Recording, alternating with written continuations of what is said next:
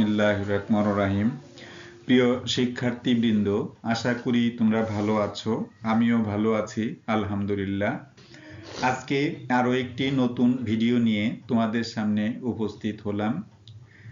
আশা করি তোমরা শুরু থেকে শেষ পর্যন্ত দেখতে থাকবে। যদি তোমরা শুরু থেকে শেষ পর্যন্ত দেখো, অবশ্যই তোমরা উপকৃত হবে।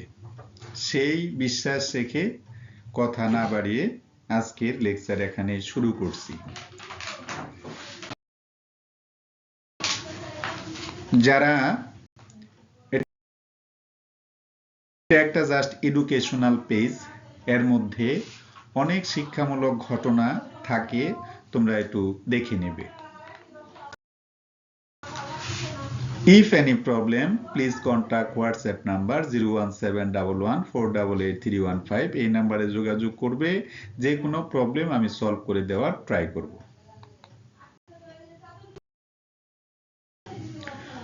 এখানে তোমাদের জাস্ট একটা কোটেশন, যারা স্টুডেন্ট আছো শুধুমাত্র তোমাদের প্রতি আমার একটা পরামর্শ থাকবে যে always think I want to work. অর্থাৎ তোমার মাথায় চিন্তা থাকবে যে যতক্ষণ আমি অ্যাক্টিভ থাকি আমি কাজের মধ্যে থাকব।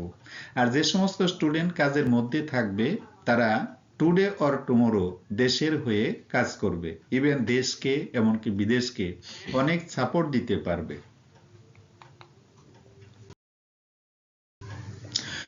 আজকের যে লেকচার ডেজিগনেশন সেটা হচ্ছে যাদের জন্য কোর্সটি সাজানো হয়েছে ফর বিবিএ অনার্স। অ্যাকাউন্টিং ডিপার্টমেন্টে যারা আছো, ম্যানেজমেন্ট ডিপার্টমেন্টে যারা আছো, মার্কেটিং এবং ফিনান্সে যারা আছো, তাদের সবার জন্য কাজে লাগবে। ইভেন যারা প্রফেশনাল কোর্সে আছো, আইসিএমএবি, এমবিএ, ইভেন যারা চার্টার্ড অ্যাকাউন্টেন্ট, সিএ পড়ো, তাদের জন্যও কিন্তু বিষয়টি অতীব গুরুত্বপূর্ণ। এছাড়া যারা ইন্টারমিডিয়েট লেভেলে আছো, ইন্টারমিডিয়েট ফার্স্ট ইয়ার এবং সেকেন্ড ইয়ার, যারা 2025 সালে পরীক্ষা দিতে যাচ্ছ, তাদের জন্য কিন্তু এই অধ্যায়টি বিশেষভাবে গুরুত্বপূর্ণ।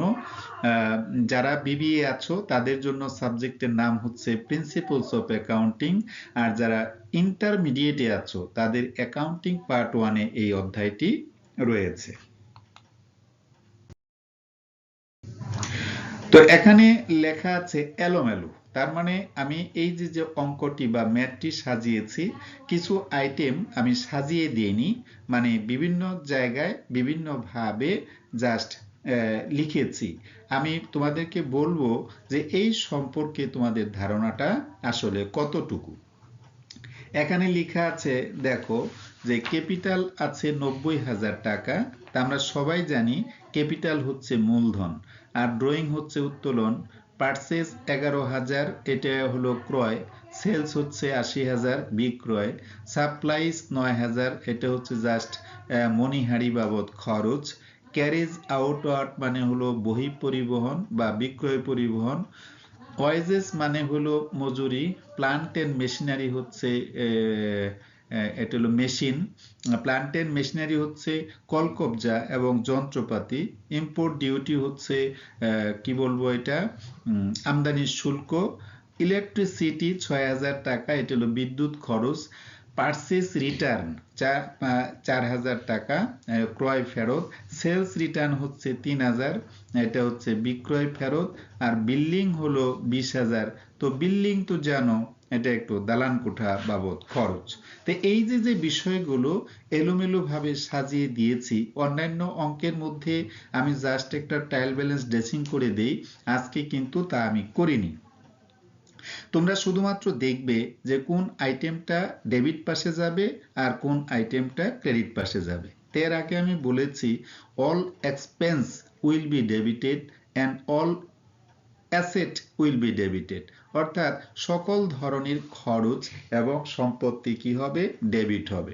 আমরা জানি যে all losses, all asset and all expenditure will be debited and all income and liabilities will be credited. So who are involved BBA honors and professional courses, they will be needed English version, but also the student who are involved in Bengali, they will be needed Bengali. So যারা intermediate Bangla ভার্সনে আছো তারা বাংলায় লিখবে, আর যারা English ভার্সনে আছো তারা ইংরেজিতে লিখবে। পার্থক্য এতটুকুই বা বিষয়টা একই। তো আশা করি তোমরা বুঝতে পেরেছো। আমি এখন এই বিষয় সম্পর্কে কয়েকটি প্রশ্ন তৈরি করেছি। নেক্সট পেজে একটু খেয়াল করো। রিকোয়ারমেন্টে বলা আছে যে নিড পারচেজেস। নিড পারচেজ বলতে বোঝায় যে নিড ক্রয়ের পরিমাণটা কত। আমরা জানি ক্রয়ের সাথে রিলেটেড যত আইটেম আছে, সাপোজ ধরে নাও আমরা পারচেজ করেছি 50,000 টাকার পণ্য, এখানে যদি পারচেজ রিটার্ন থাকে, পারচেজ রিটার্ন কি করতে হবে? বাদ দিতে হবে। যদি আনরেকর্ডেড পারচেজ থাকে সেটা যোগ করতে হবে। ইভেন আরো মানে পার্সোনাল প্রয়োজনে অর্থাৎ ব্যক্তিগত প্রয়োজনে যদি পণ্য উত্তোলন করা হয় সেক্ষেত্রে পণ্যের পরিমাণটা কমে যাবে বা পারচেজের পরিমাণটা কমে যাবে। সেই ক্ষেত্রে সেই দৃষ্টিকোণ থেকে তোমাদের বলছি যে নিড পারচেজটা হচ্ছে এমন একটা বিষয়, ক্রয়ের সাথে রিলেটেড যে সমস্ত আইটেম আছে সেগুলো যোগ এবং বিয়োগ করার পরে যে পরিমাণ টাকা দাঁড়াবে সেই পরিমাণটাই হচ্ছে আমার কি বলো নিড পারচেজ। আশা করি তোমরা বুঝতে পেরেছো। নিড সেলসটা একই রকম, যে সেলসের সাথে জড়িত বা সেলসের সাথে রিলেটেড যে সমস্ত আইটেম আছে, যেমন আমরা জানি যে অরিজিনাল সেল ক্যাশ সেল হতে পারে, তারপরে ক্রেডিট সেলস হতে পারে। তো ক্যাশ সেলের সাথে ক্রেডিট সেলস আমরা যোগ করব, যদি সেলস রিটার্ন থাকে বাদ দিব।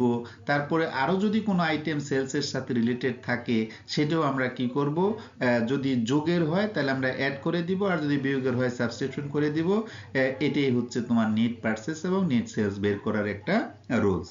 এরপরে বলেছি প্রিপেয়ার এ ট্রায়াল ব্যালেন্স। তো প্রিপেয়ার এ ট্রায়াল ব্যালেন্স মানে হলো শুধুমাত্র একটা রেওয়া মিল তৈরি করতে হবে। তো কিছুক্ষণ আগেই তোমাদের বলছি যে রেওয়া মিল কিভাবে তৈরি করতে হয়। আশা করি তোমরা বুঝতে পেরেছো। Calculation of net purchases. দেখো পারচেজেস আছিল আমার কত? 11,000 টাকা, এর সাথে রিটার্ন আছে হলো 4,000। সুতরাং 11,000 থেকে 4,000 বাদ দিলে থাকে 7,000 টাকা। তাহলে when we deducted return purchase return from purchases then need purchase, উপরে লেখা আছে calculation of net purchases. Next page calculation of net sales. একইভাবে সেলসের পরিমাণ ছিল আমার 80,000 টাকা। তো এই 80,000 টাকা থেকে লেস রিটার্ন আমি 3,000 টাকা বাদ দিয়ে দিলাম, থাকে 77,000 টাকা। এই 77,000 টাকাই হচ্ছে আমার নিট সেলসের পরিমাণ। তো নিট সেলস কাকে বলে? আমরা বলবো, কিছুক্ষণ আগে বলেছি যে সেলসের সাথে রিলেটেড যাবতীয় আইটেমগুলো যোগ বিয়োগ করার পরে, অর্থাৎ ক্যাশ সেল হতে পারে, অমিটেড সেলস হতে পারে বা ক্রেডিট সেলস হতে পারে, সেলস রিটার্ন থাকতে পারে, সেলসের সাথে আরো যদি কোনো আইটেম জড়িত থাকে সেগুলোকে আমরা কি করব, যোগ বিয়োগ করার পরে যে পরিমাণ নিট অ্যামাউন্ট থাকবে ওই নিট অ্যামাউন্টটাই হচ্ছে আমাদের কি নিট সেলস। আশা করি তোমরা সবাই বুঝতে পেরেছো। এখানে 3 নম্বর রিকোয়ারমেন্টে যেটা ছিল বলছে যে মেক এ ট্রায়াল ব্যালেন্স। তো সুতরাং ট্রায়াল ব্যালেন্স সম্পর্কে তোমাদের ধারণা সবারই আগে থেকেই আছে।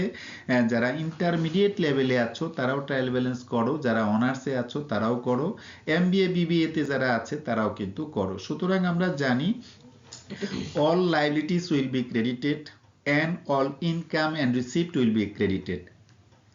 On other hand, all expenses or losses and all asset will be debited. সুতরাং this is the rules for making a trial balance. তো নেম অফ অ্যাকাউন্টস দেখি, ক্যাপিটাল হচ্ছে লায়াবিলিটি, সুতরাং ক্রেডিট। ড্রয়িং হচ্ছে ক্যাপিটালের বিপরীত, এই জন্য ডেবিট হবে। পারচেজ হচ্ছে এক্সপেন্ডিচার, এই জন্য ডেবিট মানে খরচ। সেলস হচ্ছে ইনকাম, ক্রেডিট। সাপ্লাই হচ্ছে খরচ, ডেবিট। ক্যারিজ আউট হলো বিক্রয় পরিবহন, ডেবিট। ওয়াইজেস হচ্ছে খরচ, ডেবিট। প্লান্ট এন্ড মেশিনারি এটা একটা সম্পদ যার কারণে ডেবিট। ইম্পোর্ট ডিউটি মানে হচ্ছে আমদানি শুল্ক, এটা হলো খরচ যার জন্য ডেবিট হবে। ইলেকট্রিসিটি হচ্ছে বিদ্যুৎ খরচ, এই জন্য এটা ডেবিট হবে যেহেতু খরচ। পারচেস রিটার্ন ক্রয় ফেরত, ক্রয় যেহেতু ডেবিট, ক্রয় ফেরত নিশ্চয়ই ক্রেডিট হবে। সেলস রিটার্ন, সেল যেহেতু বিক্রয় ক্রেডিট, তো সেলস রিটার্নটা হচ্ছে তার বিপরীত ডেবিট। বিল্ডিং হচ্ছে তোমার সম্পদ, সম্পদ হচ্ছে ডেবিট। সাসপেন্স অ্যাকাউন্ট হলো, এখানে সাসপেন্সটা একটু খেয়াল করো যে ক্রেডিট পাশে আমার টাকা আছে কত, ক্রেডিট পাশে আছে হলো তোমার 1,74,000 টাকা, আর ডেবিট পাশে যতগুলো খরচ আছে এগুলো আমরা সব বাদ দিলাম।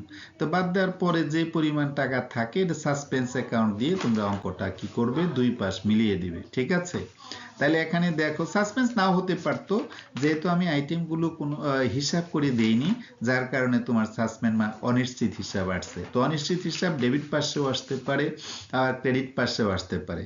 তো ডেবিটের টাকা যেহেতু ছোট, যার কারণে সাসপেন্সটা ডেবিট পাশে পড়ছে, আর ক্রেডিট পাশে বড়, এই জন্য ডেবিট পাশে সাসপেন্স অ্যাকাউন্ট ব্যালেন্স হিসেবে আমরা লিখেছি।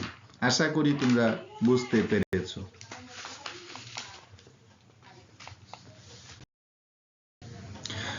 So thanks for watching. যদি তোমাদের ভালো লাগে অবশ্যই লাইক, কমেন্ট এবং শেয়ার করবে।